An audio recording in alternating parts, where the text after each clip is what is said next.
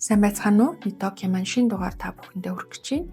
За энэ удаагийн дугаараар эн чинь нэг жоохон хэцүү сэдв ярихаар болсон байгаа. Энэ бол early pregnancy loss буюу жирэмсний эрт хугацаанд жирэмслэлт амжилтгүй болдог тухай. За энэ бол мэдээж зөвхөн хувь хүндээ биш те гэр бүлд маш их уу гашуу авчирдаг. Дээрээс нь эмчнэр бидэнд ч гэсэндээ маш харамсалтай санагддаг, сэтгэл өвдөгдөг ийм зүйл байдаг. За энэ маань яагаад тохиолддгийг, ямар шалтгаантай, за ямар арга хэмжээ авч болохыг, за уршин сэргийл боломжтой юм уу гэдэг талаар энэ чинь тодорхойлж ярьж өгье.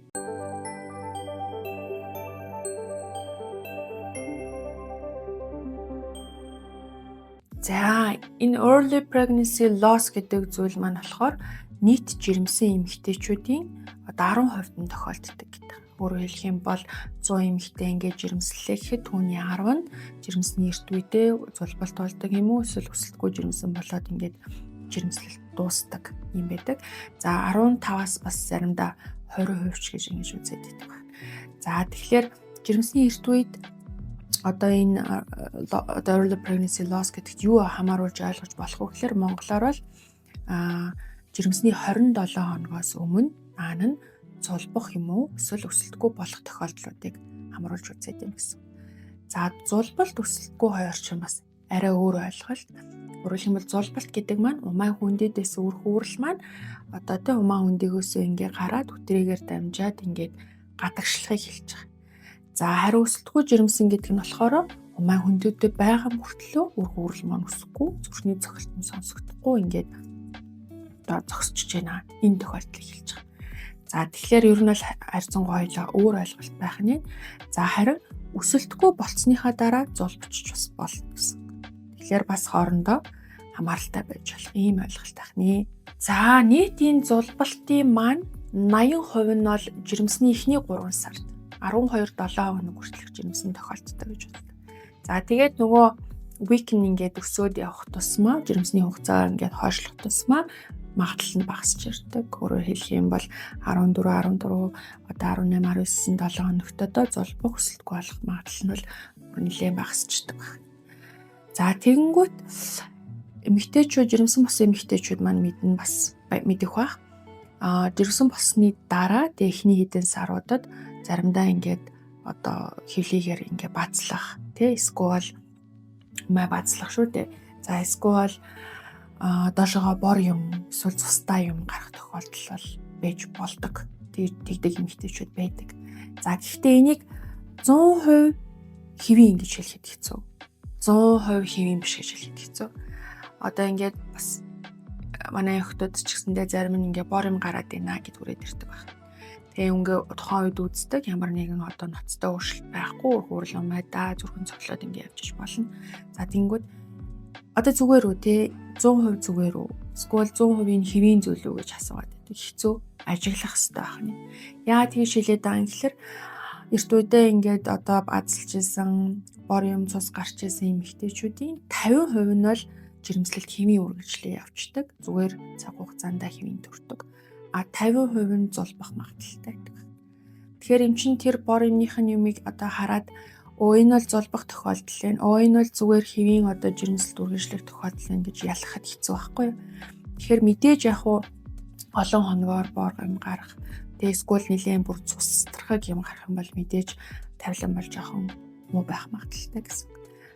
Тэгэхээр тэрийг анхаарах хэрэгтэй байна. Тэгэхээр ер нь бол яг спотинг гэдэг юм бор юм бол хэвийн жирэмсний үед бас байж болдгоо гэж үздэг байна. За ямар шалтгаанууд энийг үүсгээд ийна гэдгийг бол тогтоосон байдаг. За энд бол хамгийн их хувийг буюу одоо энэ эрт үеийн жирэмсэн амжилтгүй болох шалтгааны 80-90% нь бол үр хөврөлийн шалтгаан байдаг гэж үздэг.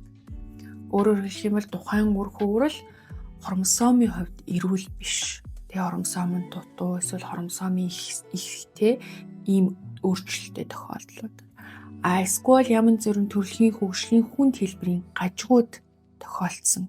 Тэгээ ийм нөхцөлд үр хөврөл маань цаашаа өсөхгүй өсөлтгүй болох эсвэл умаагаасаа одоо гарч зулбах юм шалтгаан болдоо гэж үздэг байна.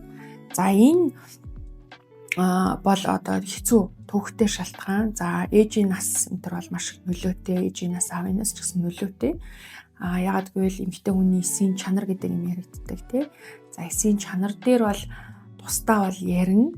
За тэрний чанарын нэг одоо илтгэдэг үзүүлэлт нь хромосомын өөрчлөлт гэдэг байхгүй. Тэгэхээр өөрөөр хэлбэл 35-аас дээш наснд эмэгтэй хүнээс гарч байгаа үнгийн эсүүд хромосомын хувьд алдаатай байх магадлал нэмэгдээд ирдэг.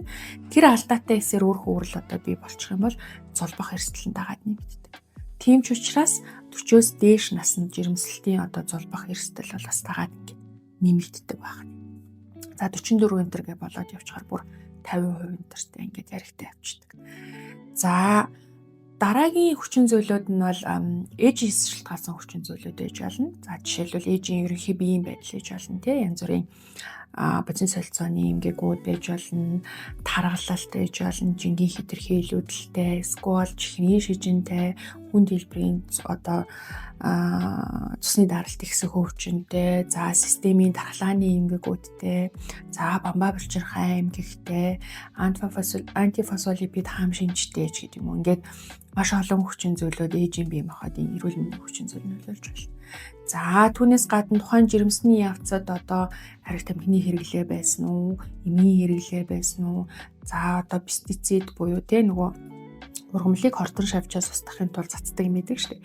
Тэрний одоо хэрэглээ ямар байсан, агаарын бохирдол энэ төр ямар байсан, стресс ямар байсан, нойр ямар байсан, шөнийн ээлжинд ажиллаж исэн юм уу, гүм үү гэл ингээл маш олон хүчин зүйл нөлөөлж болно. За дээрэс нь халдвар бас маш чухал нөлөөтэй байдаг. За энэ дээр бол бас хүмүүс маань нэлээд сайн мэддэг торч гэж нэрлэдэг TO RCH гэдэг энэ өсгөнүүдийн цуглуулга байгаа. За энэ бол тус олгондоо халдваруудыг заадаг байна.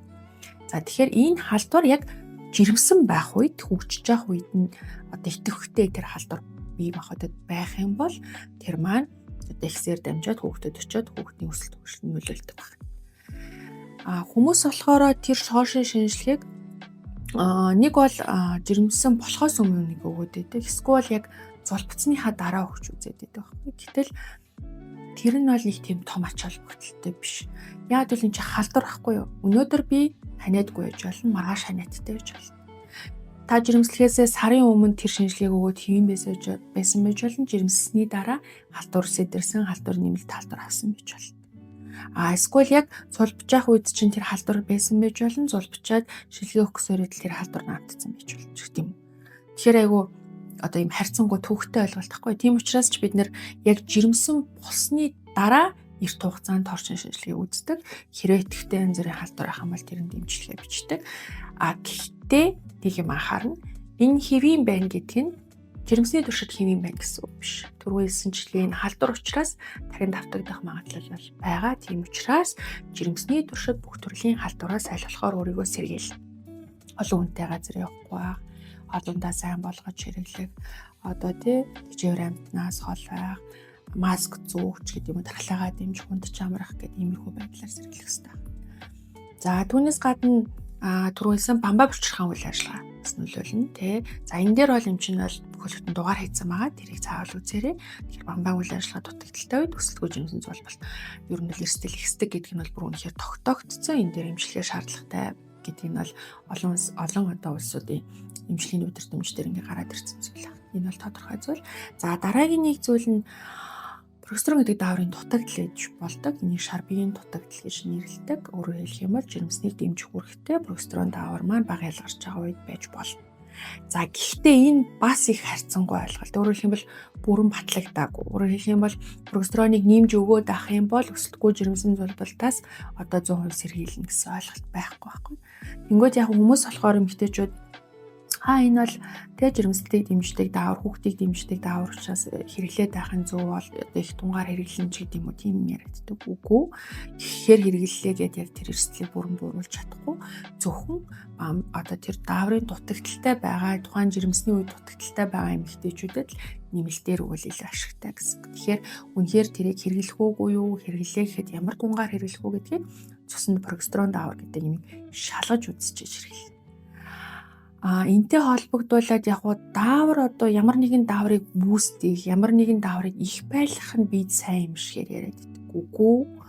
Дааврууд чинь байнгын хөдөлгөөл тэр тусмаа бэлгийн дааврууд бол зарим өдөр их байх хэвээр, зарим өдөр бүр бага хэмжигдэхгүй бага байх хэвээр байх. Тэгэхээр сайхан би бас нэг видео үзэж байхад одоо прогестерон давраа яаж дэмжих вэ гэдэг юм яригтай байсан байхгүй. Тэгэхээр их байлгах вэ. Тэр бол хэмжээгээрээ л ялгарч байгаа. Тэрийг их байлгалаа гэд илүү сайн үр дүнтэй гэсэн юм бол байхгүй. Нэгдүгээр, хоёрдугаар прогестерон давар зарим өдрүүдэд бол бүр хэмжигдэхгүй маш бага байдаг. Тэгэхээр хизээн дэмжих гэдэг, хизээн одоо дэмжихгүй байх юм гэдгээс ахуулаад ингэ асуудал яа. Тэгэхээр давар гэдэг бол өөрөө одоо юу гэдгийг зөвхөн эмчнэрт хандчиж тэн дээр тэрийг орлоно. Тэрнээс өөрөө дураараа оролдохгүй л гэсэн ийм утга агуулдаг. За сүүлийн үед бас нэг яригадаад байгаа юм бол зөвхөн ээжээс энэ бүхэн болдгоо маа. Тэ эмэгтэй хүнээс л энэ өсөлтгүй жирэмсэн зулбалтын шалтгааныг хайдаг үе өнгөрсөн байгаа бас. За эрэгтэй эрүүл мэнд те аавын эрүүл мэнд, аавын эр бэлгийн эсийн эрүүл мэнд маш чухал. За маш том судалгаанууд хийгдсэн байгаа. Сүүлийн үед энэ fragmentation гэдэг ойлголтойгоо. За би бас энийг бас зарим юмнуудад дурдчихсан санагдаад байна. DNA fragmentation. За энэ нь болохоор одоо спермийн толгойд байгаа хромосомын бүтцэд алдаа өөрчлөлт гарч ирсэн гэсэн үг. Ийм эсээр тогтсон үр хөврөл өсөлтгүй болох золбох эрсдэл нэмэгддэг. За энэ бол нэлээд бас одоо судалгаануудаар батлагдсан зүйл. Тийм учраас эрчүүд маань ч гэсэндээ анхаарах хэрэгтэй байна. Энэ одоо эрсдлээс сэргийлэх юм тулд яаж өөрийгөө эрүүл байлгах вэ? Яаж сперми эрүүл байлгах вэ гэдэг асуудал яригдана. За энэ дээр бол мэдээж хор зуршлын хэрэглээ бол хамгийн түрүүнд яригддаг. Тэр зам тамхи. За тэгээд биеийн жин эрүүл байх, одоо хэвийн байх, тогтмол дасгал хөдөлгөөн хийх, унтаж амрах, шингийн уумах гэдэг юм юмнууд бол мэдээж хамаардаг байна. За тэгэхээр яг ийм зулбалт юм өсөлтгүй жирэмсэн болох эрсдлийг бууруулахын тулд өөрсдийн зүгээс арга хэмжээ авч одоо зарим арга хэмжээг авч болох нь шүү дээ. Одоо жишээлбэл хамгийн түрүүнд бид нэр тамхи татдаг бол тэрийгэ болж чадна тий. Жингээ хэвийн байлгаж чадна, зөв хооллож чадна, сайн унтаж амарч чадна, стрессээс ангижирч чадна. Стрессээ яаж даван тулах уу гэдэг аргуудад суралцаж чадна ч гэдэг юм уу тий. За бамбай асуудал байвал тэрэндээ хэдүүлээ зөвлөгөөгөө авч чадна. За биеийн бусад янз бүрийн аргагүй жимгийгүүд байвал хэдүүлээ тэрийг эмчилж чадна. За эсийн чанарыг сайжруулах зорилготой витамин бэлтгэлүүдийг бас тодорхой хэмжээгээр хэдүүлээ ууж хэрэглэж чадна ч гэдэг юм уу. Тэгээд аль болохоор одоо юу гэдгийг пестицидээс сэргийлэхийн тулд одоо химийн бодисуудаа сэргийлэхийн тулд бас тодорхой хэмжээний арга хэмжээ авч чадна ч гэдэг юм бол байгаа. Тэ сэргийлэхийн тулд шүү дээ. Гэхдээ биднэрт мэдээж одоо авч хэрэгжүүлж чадахгүй хичнээн энэ бүхнийгээ зохицуулаад хичээгээд ч гэсэндээ золбох эрсдлүүд бол байгаа. Тэр нөгөө хромосомын эмгэг үр хөврөлийн шалтгаантай зүйлсүүд байна. За тэгэнгүүт хэрвээ нэгд зулбаад ирсэн бол яах вэ? Хэрвээ үр хөврөлийн зүрхний цохилт харагдахгүй байгаа, үр хөврөл өсөхгүй байгаа ингээд өсөлтгүй болж байгаа тохиолдолд яах вэ?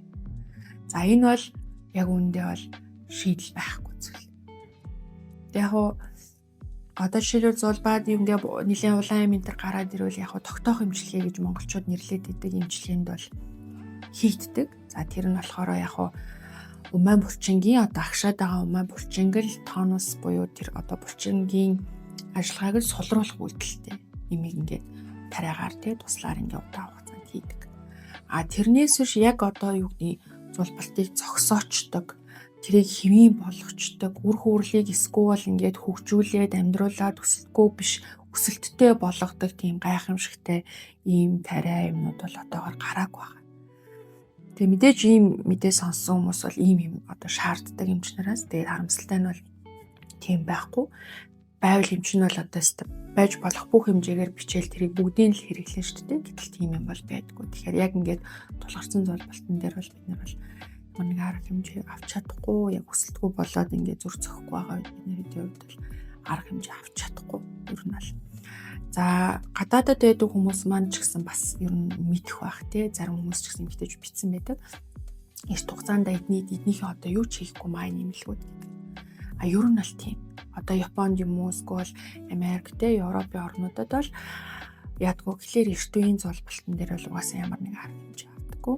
Яагтвэл энэ бол одоо юу гэдэг юм яг жоохон харгас сонсогдчихж магадгүй одоо жишээлбэл үр хөврөл төстэй дөрөв амьдрч чадахгүй ингээд зулбах гэж байгаа өсөлтгүй болж байгаа юм дээр бол бид нэр хэмжиж чадахгүй. Угаасаа ч хийх юм байхгүй. Тэгээд ингээд ер нь л ажиллаа гэдэг үлдээчихдэг байна. Манайд болохоор яг Монголд болохоор тэ умаан булчингийн тоон сулруулах талаа шулуун гэзээр, үтрэгээр, им, тариа гэл ингээл олон юмыг хэрэгэлдэг. Тэгээд яг мэдээж яг үүсгэж чадахгүй. Гэхдээ бол яг бүрэн тогтооход бол үнэхээр хэцүү байдаг байна. Тэгэхээр тэр имчилгээг хийж байгаа эмчнэр чинь бүх одоо хамгийн сүүлийн аргаал танд хэрэгжилж байгаа гэсэн үг байхгүй. Хамгийн байж болох юмыг л хэрэгжилж байна. Тэгээд гэхдээ бол тэр нь бол бас яг 100% баталгаатай арга биш ээ гэсэн үг байна. За ийм зүйл байдаг. За одоо ингээд нэгэнт яг зулбаад эхэлсэн бол эсвэл өсөлтгүй болцсон бол яаж одоо бие махбодыг эрсдэлгүйгээр дараа нь янз бүрийн одоо үлдэц үлдээхгүйгээр дараа жирэмслэгт нь асуудал үүсэхгүйгээр бие махбодод амнасанд нь одоо эрсдэлгүйгээр шийдэх вэ гэдэг асуудал чухал. За мэдээж эход бол хамгийн түрүүнд харах шаардлагатай. За хэрвээ эход хараад эдийн засгууд бүрэн гарцсан юм байх юм бол заавал одоо цэвэрлэгээ гэж хэлээд идэх те уучлаарай. Гэхдээ монголчууд тэгж хэлээд байдаг. Яг үндсэн нөгөө юу нь бол DNC гэж нэрлэдэг байх. Нэр том юм бол тэгэхээр DNC буюу одоо тэр цэвэрлэх ажлыг хийх шаардлагагүй болчдөг. Хэрвээ эдийн засгууд бол дутуу гарцсан те цус алдж байгаа юм эрсдэлтэй нөхцөлтэй бол заавал тэр үлдсэн эдүүдийг бас энэ DNC ажил хийж гаргах хэрэгтэй байдаг байна. За эсвэл ингээ бүрэн зулбаагүй эсвэл нэг өсөлтгүй болцсон те ийм байгаа тохиолдлуудад бол нэг бол одоо DNC ажиллагаа хийх шаардлагатай. Эсвэл тухайн үр хөврлийн байдал бие махбодын онцлог юмнуудаа харж агаад ийм уулгаад уман булчин гагшаагаад ингээд үлдэгдэл хэсгүүдийг гаргах хэрэгтэй. Тэгэхээр энэ одоо ийм уулах юм уу одоо ажиллабар хийгдэх юм уу гэдг нь таны бие махбодын байдал, жирэмслэлтийн үргэлжилсэн хугацаа, үр хөврлийн хэмжээ, бусад эрсдэл байна уугүй юу гэдгийг харж агаад юм шиг гаргадаг юм шийдвэр. Тэгээ мэдээж ярилцж болно. Мэдээж ажиллабар бол тийм амар юм бол биш. Охтууд маань айдаг, угаасаа аймаар. Тийм. Тэгээд тийм учраас зарим тохиолдолд бас эмээр шийдэггүй юу гэдгийг ингээд эмчтэйгээ сайн ярилцж агаад шийднэ. Гэхдээ шаардлагатай тохиолдолд ажиллабар хийгдэх шаардлагатай бол DNC бол хийгдэхээс өөр аргагүй байдаг. За тэгээд маш том хүндрэлүүд бас үүсэж болно. Салт хүндрэл эрсдлүүд үүсэж болно. Тэ ерөн зулбалт явцад эсвэл халдвар авах эрсдэл үүсэж бол тийм учраас яг эмчийнхээ заавраар одоо энэ бүхүүл явдал болсны дараа давтан үзэх ёстой бол тэр давтан үзлийг хийгээд ямар нэг эмчилгээ бичиж өгсөн бол заавал тэрийг хийгээд ингээд явах ёстой байдаг. За ингээд одоо юу гэдгийг зулбаа төсдгөө болоо жирэмслэл дуусчлаа гэж бодоход айдас мэдээж үлддэг. Дараа ингүүл яах вэ? Одоо хизээ жирэмслэх вэ? Яах вэ гэдэг асуудал яригддаг. Яг өсөлтгүй болоо зулбсан тохиолдолд заавал дараагийнх нь өсөлтгүй зулбалт болно гэсэн юм бол байхгүй байна шүү дээ. Жирэмслэлт болгон бол ялгаатай байдаг. Гэхдээ яг давтан зулбаа одоо өсөлтгүй болоод идэг хүмүүс байна. Тэрийг зуршмал зулбалт гэж нэрлэдэг. Тэр тухай бол арай өөр юм яригдана. Дараа нь ярьж өгнө. Тэрнээс ч одоо нэг удаагийн өсөлтгүй юм уу зулбалт болоод дахиад өсөлтгүй болно гэсэн тэгж бол айж болохгүй. Аль болохоор хэдүүлээ бэлдээд тэ өөрийнхөө зүгээс нөхрийнхөө зүгээс тэ бэлдэх юмнуудаа бэлдээд ингээ оролцоо явуулж болох гэсэн. За яг хуучин ч яг ер нь дэлхийн эрүүл мэндийн байгууллага бол одоо тэр амжилтгүй жирэмслэлт болсноос 6 сарын дараанаас эхлээд оролдож үзвэл зүгээрээ гэж хэлдэг байсан байдаг. Тэгэхээр тэр нь юу гэсэн утгатай вэ гэхээр яг дараагийн жирэмслэлтийн бусад хүндрэлүүд үүсэх эрсдлээс сэргийлэх зорилготой ингэж хэлдэг байсан байна. За гэхдээ бол Европын одоо судалгаа, Европын өдрөмжүүд дээр бол байдал арай өөрчлөгдсөн. Ер нь бол 3 сар байх хангалттай гэдэг юм яригдчихэж байгаа. Тэгэхээр хэрвээ одоо бие махбодын болон сэтгэл санааны хувьд бэлэн гэж бодож байгаа бол тэр үйл явдал тохиолдсноос хойш 3 сарын дараанаас бол ер нь жирэмслэх орлогоо хийж иж болно. Заавал 6 сар хүлээх бол шаардлага бол байхгүй болсон.